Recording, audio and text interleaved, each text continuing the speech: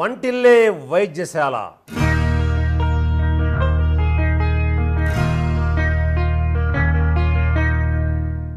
బిడ్డలారా, ఈరోజు మనం ఈ శీర్షికలో చెప్పుకోబోయే అంశం పురుషమిత్ర. పురుషుడు పూర్ణ పురుషుడుగా, యవ్వనవంతుడుగా, ఆరోగ్యవంతుడిగా ఉన్నప్పుడే ఆ కుటుంబము కూడా ఆరోగ్యవంతముగా 10 కాలాల పాటు పచ్చగా మనగలుగుతుంది.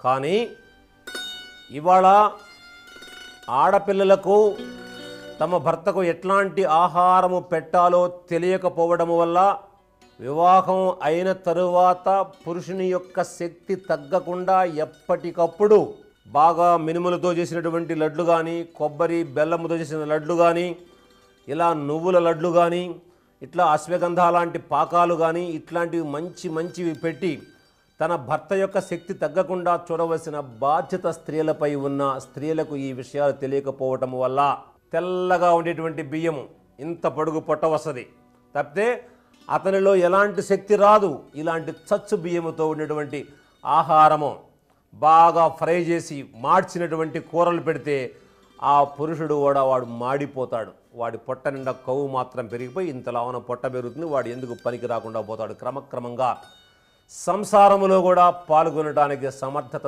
చాలనటువంటి అసమర్థుడుగా తయారవుతాడు. శీఘ్రస్ఖలన సమస్య వస్తుంది. దీనివల్ల సంసారములో భార్యాభర్తల మధ్య అనవసరమైన అపోహలు, అపార్థాలు, అన్యోన్య సంబంధాలకు విఘాతం కలుగుతుంది. కాబట్టి మా ప్రియమైన బిడ్డలు, మా కుమార్తెలు, మా మేనకోడలు, వివాహమైనటువంటి వాళ్ళు ఇప్పుడు చెప్పబోయేటువంటి పురుష మిత్ర చాలా సులభమైంది. 5 నిమిషాలు మీరు చేయవచ్చు. అలా చేసి భర్తను ఎప్పుడూ ఆరోగ్యంగా కాపాడుకుందాం అనేటువంటి ఆలోచనలో ఉన్నప్పుడే భార్యాభర్త ఇద్దరు ఈ వివేకముతో, ఈ విజ్ఞానముతో సగం బాధ్యతను తీసుకున్నప్పుడే కుటుంబం అనేటువంటి రథం విజయ పథములో నడుస్తుందని మీకు అందరికీ తెలియజేస్తూ ఈ పురుష మిత్ర ఎలా తయారు చేసుకోవాలి నేర్చుకుందాం. చూస్తూ ఉండండి. ఉల్లిగడ్డ ముక్కలు 20 గ్రాములు. త్వరగా రాసుకోండి. ఉల్లిగడ్డ ముక్కలు 20 గ్రాములు. చూడండి జాగ్రత్తగా. అందులో వేయి. బాండిలో వేసిన తర్వాత నెయ్యి 20 గ్రాములు తీసుకోవాలి. నెయ్యి 20 గ్రాములు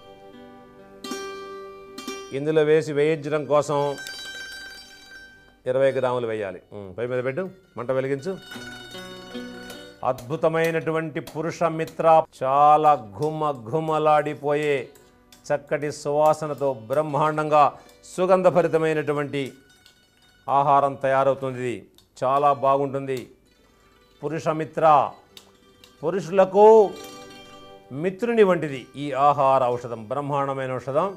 అంటే నెయ్యి ఉల్లిగడ్డ ముక్కలలోకి ప్రవేశించాలి. ఉల్లిగడ్డలు దోరగా వేగాలి. చాలా సులభమైన పని, తిరుగులేని పని, మన ఇంటి పని. చక్కగా ఇప్పుడు దోరగా వేగింది. మంట ఆపేసి. ఆపిన తర్వాత దీన్ని ఒక ప్లేట్లోకి తీసుకొని చక్కగా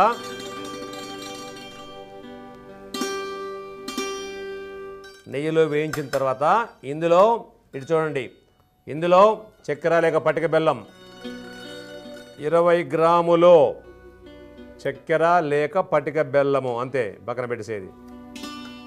ఎంత అద్భుతమైంది ఇది పురుషమిత్ర.